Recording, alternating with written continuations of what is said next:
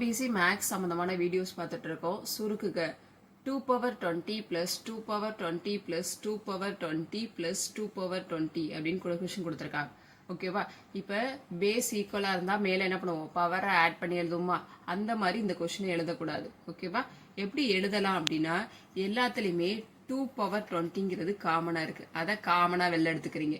அப்போ இங்கே 2 பவர் 20யை வெளில எடுத்துட்டோம் அப்படின்னா இந்த இடத்துல என்ன இருக்கிறதா அர்த்தம், 1. இந்த இடத்துல 2 பவர் 20யை வெளில எடுத்துட்டோம்னா இந்த இடத்துல என்ன இருக்கிறதா அர்த்தம், 1. அதுமாரி இங்கே 2 பவர் 20யை வெளில எடுத்துட்டோம்னா 1. இங்கேயே எடுத்துட்டோம் அப்படின்னா 1. அப்போ 2 பவர் 20 இப்போ எல்லாத்தையும் ஆட் பண்ண என்ன வந்துடும், 4 அப்படின்னு வந்துருமா.